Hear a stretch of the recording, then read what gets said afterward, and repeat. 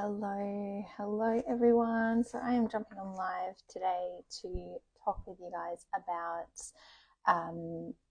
a realistic overview of what health anxiety or anxiety around medical procedures might look like and how you can work with it.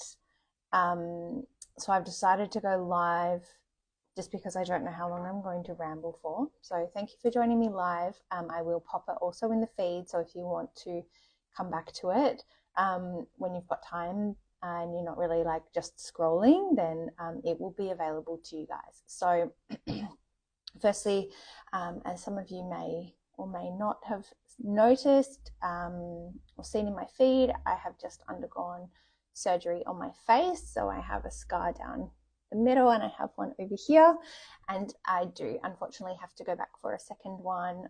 So these are for skin cancers, and they are not the type of cancer that would threaten my life. So in terms of like my anxiety, it wasn't around life or death.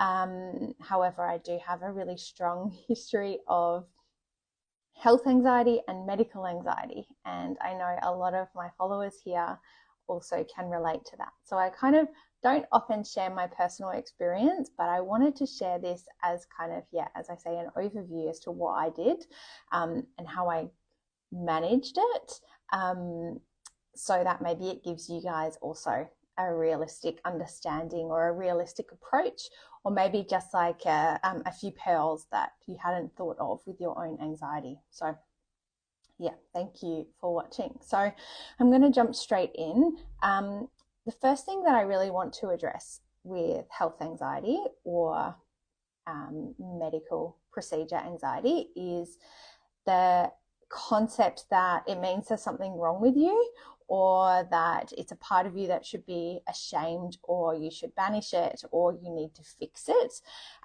Because you can imagine if the nervous system wants nothing more than safety, then banishing a part of you or banishing your feelings is not going to help you deal with those feelings. So step one comes a bit of a mindset shift around accepting parts of you that feel uncomfortable or feel really stressed or anxious, etc. Maybe you've created a story around that feeling or that behavior being unacceptable. But I just encourage you to actually stop and accept that. Accept that you do feel anxious. So, for example, I told myself this is an appropriate response for my nervous system. It's trying to keep me safe. It's trying to keep me alive. I appreciate that I feel anxious about this. So I kind of flipped the script on that a little bit, so that my nervous system was like, oh, okay, like this is not a bad thing. Like I'm allowed to feel this way.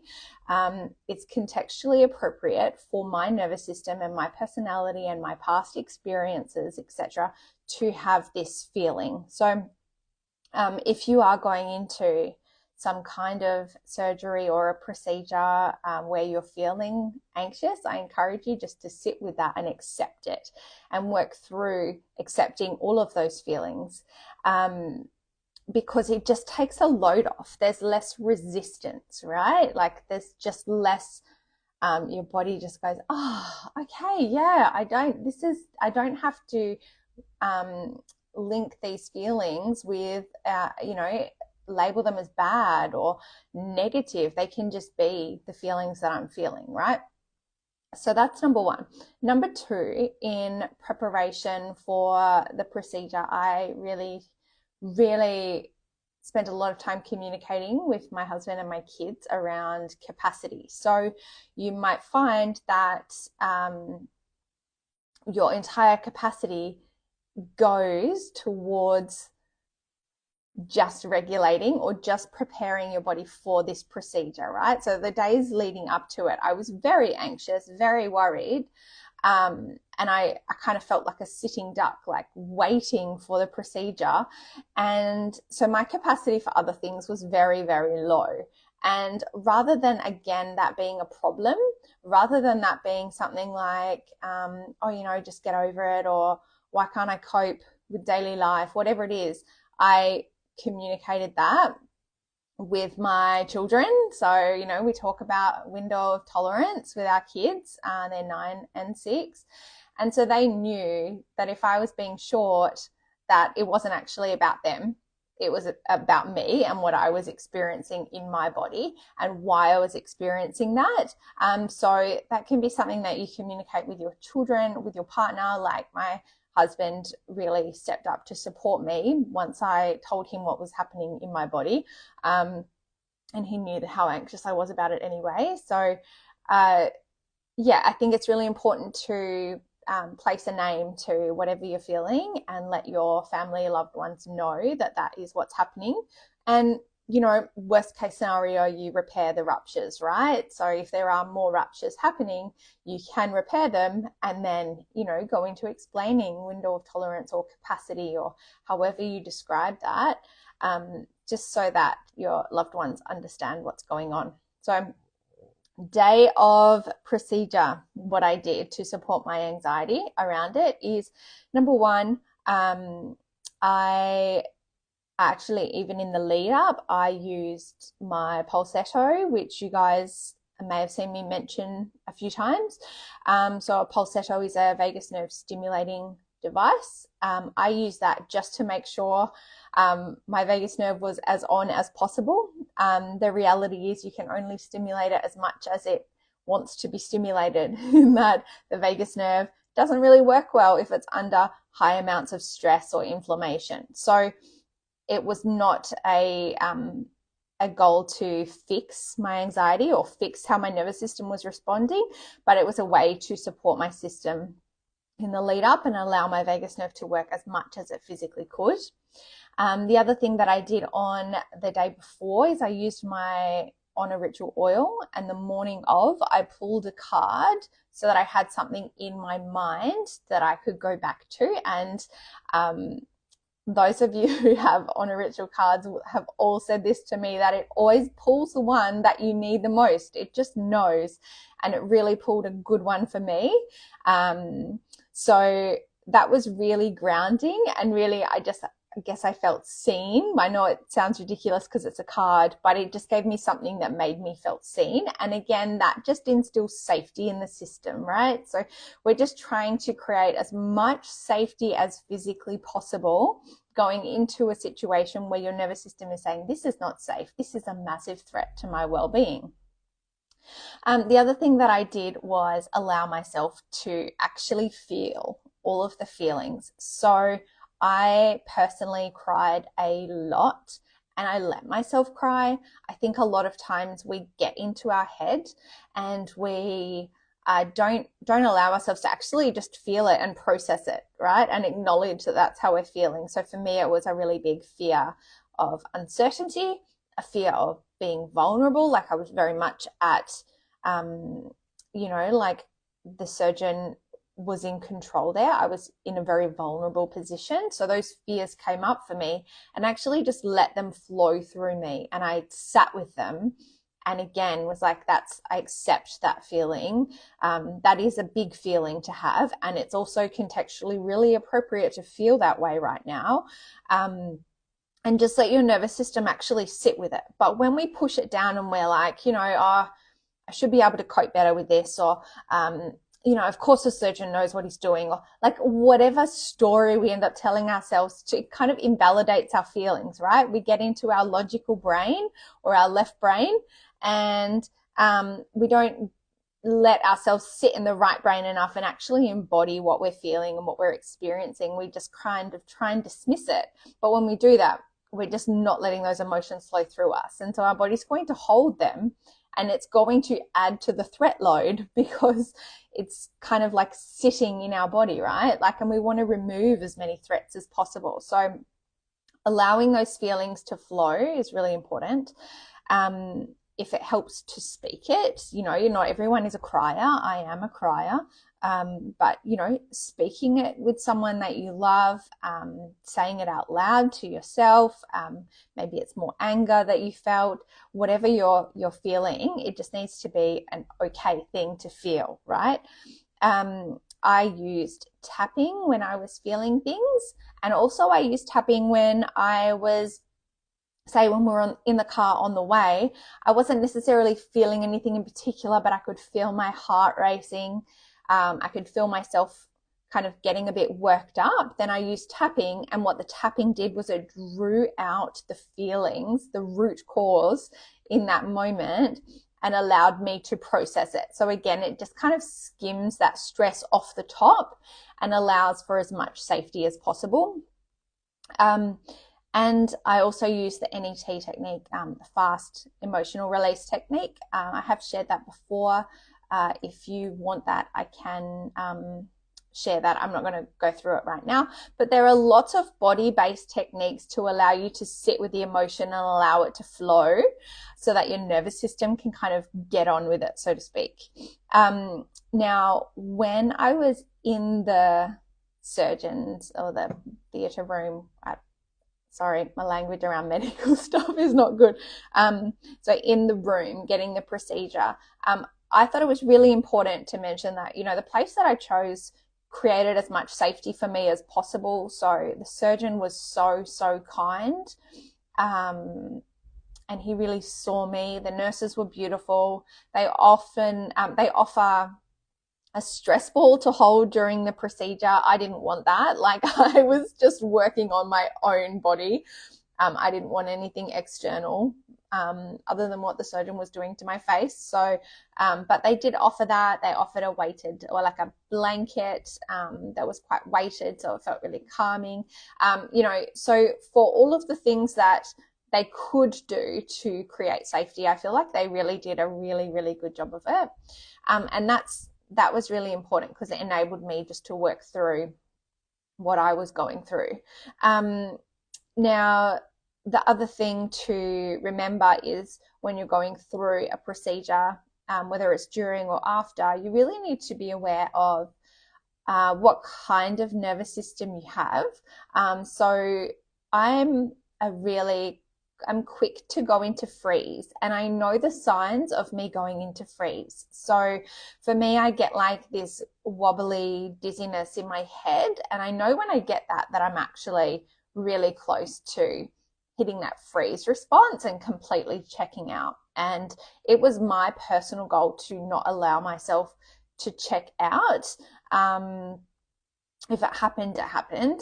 It's not neither here nor there. As we know, every nervous system state has a place in our stress response, right? It's there for a reason. But for me, I really wanted to limit that as much as possible because for me, it's harder to get out of that than if I'm in that sympathetic activation or that fight flight. So when I noticed that wobbly, like it literally just feels like my brain is wobbling in my head, I would do some extra stuff to really anchor back into my body. I might try and feel my body, whether it was wiggling my toes or dropping into my body, however I see fit. So like making like a fist with my hands or pushing my hands together, feeling my legs, doing something that enabled me to come in and just sit with the discomfort of being anxious rather than checking out. And I think this is a really big thing for those of us who do tend to check out or freeze, is then we're numbing out, right? And we don't really feel it, and it might come out weeks or months later or whatever.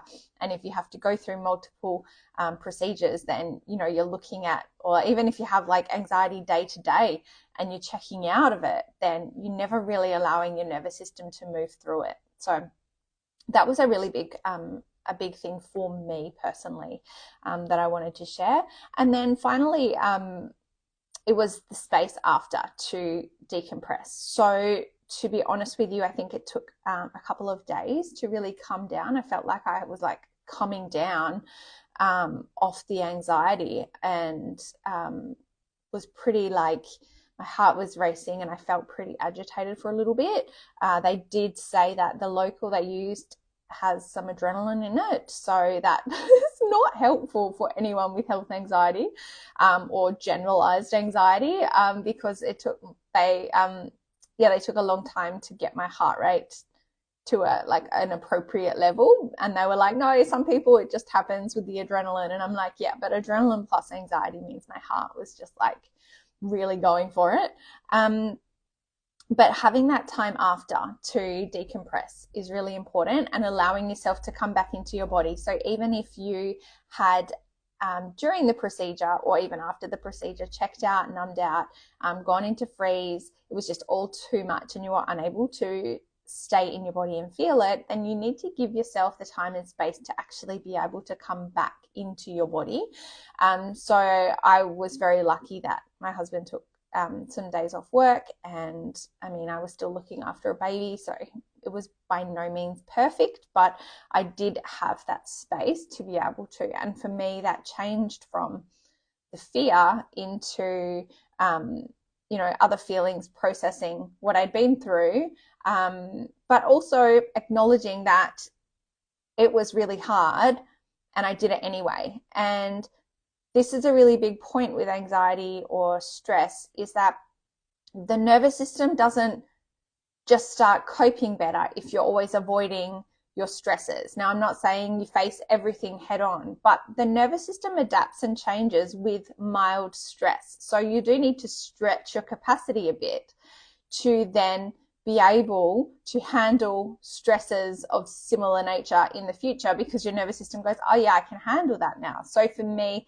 afterwards came a sense of I feel like going into the second surgery, I'm not going to be half as anxious. I'm still going to be anxious, but what I did was acknowledge that even though it was hard, I did it anyway, and I got through it, and my nervous system is okay. But it was a big priority that I came back to my version of safety at the end of it. So I think we really need to place more value on the lead up and the after, because if you just kind of come out of your surgery and you are really anxious, or you come out of a procedure and you're not actually giving your nervous system time to come back into safety, then that can be sufficient to change what your baseline is, and you may feel like then you're stuck in that state.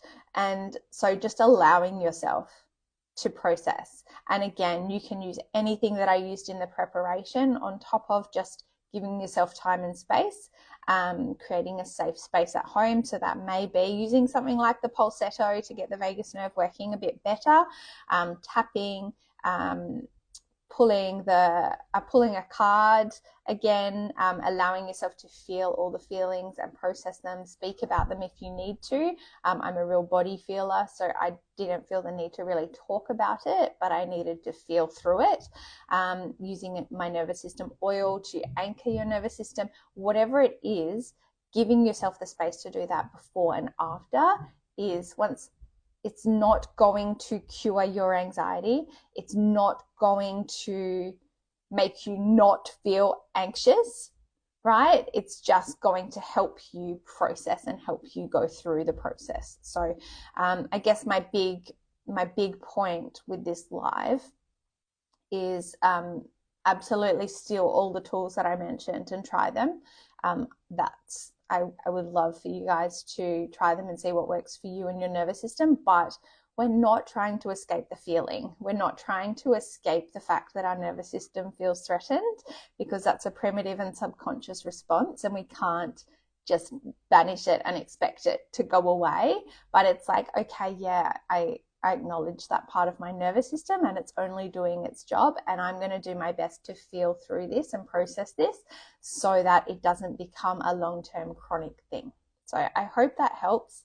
I do have a health anxiety document, which is part of like a freebie download that was part of a health anxiety live that I did with my online therapist, Ashley, who runs all of the group tapping sessions as well. So if you're looking for a drop-in session to dip your toes into learning about tapping, the tapping technique, Ashley offers those every month, and they're all online. And I am happy to send you the anxiety freebie document as well if you wish. It is more generalized to health anxiety rather than this specific experience that I've just been talking about, but it does outline a few tools that you can use in the moment and afterwards. So yeah, let me know, just comment below and I can get that to you. And yeah, thank you for joining me.